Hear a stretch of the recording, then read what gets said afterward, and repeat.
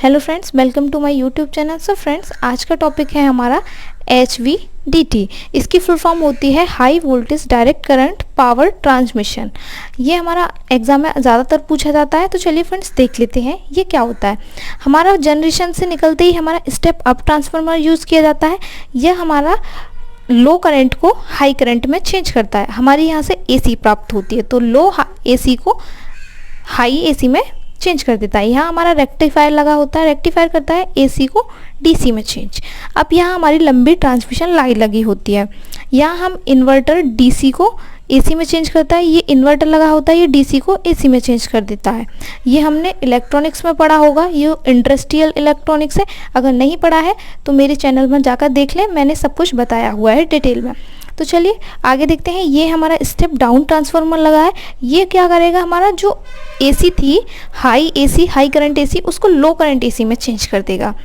अब हमने यहाँ पर, अब आप सोच रहे होंगे यहाँ पर हमने DC में चेंज क्यों किया, हम AC में भी ले जा सकते थे।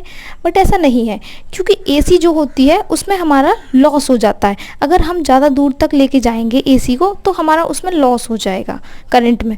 और जो DC होती है उसे हम ज़्यादा दूर तक लेके जाएंगे, उसमें हमारा थोड़ा प्रॉफिट होता है। अब अगर हम यहाँ पर AC में चेंज क्यों किया, क्योंकि हमें यहाँ पर कम दूरी में ले जाना था, मतलब थोड़ी दूर तक ले जाना था, कम दूरी थी यहाँ पर, इसलिए हमने AC में चेंज किया। अगर कम दूरी तक लेके जाना है तो हमारी AC में प्रॉफिट होता है, तो इसलिए हम AC में चेंज कर लेते हैं। तो चलिए हम इसकी ये देख लेते हैं। मैंने लिख भी रखा है, आपको आसानी होगी नोट्स तैयार करने में। व्यवहारिक स्तर पर उत्पादन तथा उपयोग में प्रत्यावर्ती धारा मतलब AC सभी प्रकार से अधिक मितव्ययी इकोनॉमिकल है, परंतु लंबी संचरण में मतलब लंबी ट्रांसमिशन लाइन में हाई वोल्टेज वाली हाई वोल्टेज AC की अपेक्षा, मतलब जो हाई वोल्टेज AC होती है हाई वोल्टेज DC अधिक इकोनॉमिकल होती है। मैंने बताया कि हाई वोल्टेज DC में क्या होता है, हमारा प्रॉफिट होता है, इसलिए हम उसको DC में चेंज कर लेते हैं।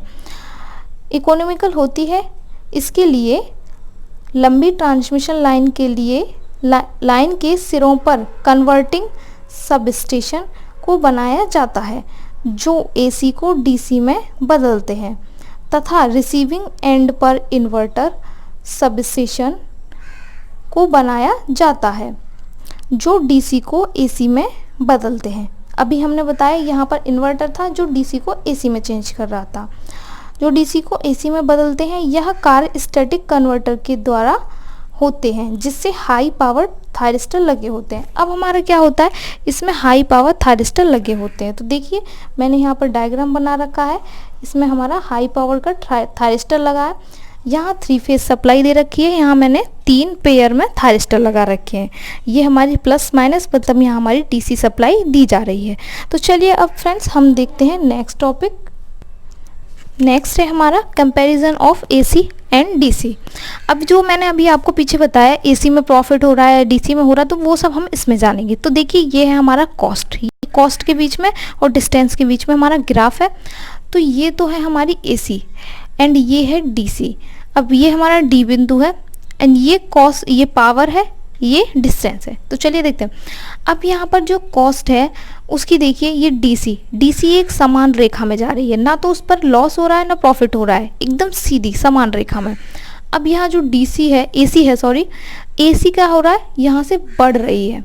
अब AC बढ़ रही है तो उसमें D बिंदु पर हमारा यहाँ पर प्रॉफिट हो रहा है AC में, तो कम दूरी के लिए क्या होगा, AC यूज़ करेंगे हम।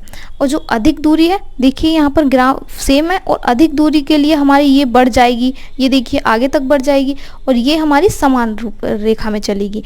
तो इसलिए हम दूरी तक, ज़्यादा दूरी होगी उसके लिए हम DC यूज़ करेंगे और कम दूरी के लिए AC। तो चलिए हम इसको, ग्राफ को हमने इसके बारे में लिख रखा है, उसे भी पर देख लेते हैं।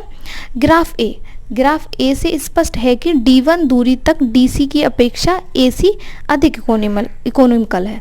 मैंने बताया जो D1 ये बिंदु है, यहाँ पर हमारी क्या थी, AC जो हमारा था उसमें प्रॉफिट हो रहा था, उसमें हमारी कम दूरी थी, अधिक इकोनॉमिकल है। AC DC की अपेक्षा अधिक इकोनॉमिकल है, तथा D1 दूरी के लिए तथा DC दोनों की कीमत समान है। अब दोनों की कीमत समान है तो हम कुछ भी यूज़ कर सकते हैं, लेकिन हम AC यूज़ करेंगे। इस D1 दूरी को ब्रेक इवन डिस्टेंस कहते हैं। इसका मान ओवरहेड लाइन के लिए 500 से 800 किलोमीटर होता है। इसका मान ओवरहेड लाइन के लिए 500 से 800 किलोमीटर होता है और अंडरग्राउंड लाइन के लिए 400 किलोमीटर होता है। तो अंडरग्राउंड लाइन के लिए कितना होता है? 400 किलोमीटर। अब ग्राफ 2 से स्पष्ट है। अब हमने ग्राफ बी में दिखाया था, उसमें क्या है? ग्राफ 2 से स्पष्ट है कि अधिकतम विद्युत शक्ति डीसी ट्रांसमिशन लाइन से दूरी से अप्रभावित होती है। अब जो एसी थी उसमें क्या था? उसमें लागत ज़्यादा लग रही थी, वो उसका ग्राफ बढ़ता ही जा रहा था, इसलिए उसमें लागत ज़्यादा थी। और एसी डीसी थी, उसमें सेम ग्राफ चल रहा था, तो इसलिए हमारी अधिक इकोनॉमिकल कौन सी होगी? डीसी। डीसी अधिक अप्रभावी होती है, जबकि एसी ट्रांसमिशन लाइन में दूरी बढ़ाने के साथ साथ विद्युत शक्ति का मान भी घटता है। और जो हमारी एसी है उसमें हमारी पावर लॉस होता है और डीसी में हमारा पावर लॉस नहीं होता है, समान रहता है। तो फ्रेंड्स, ये तो था एसी एंड डीसी का कंपैरिजन एंड एचवीडीसी। तो फ्रेंड्स, चलिए मिलते हैं नेक्स्ट वीडियो में। Bye bye.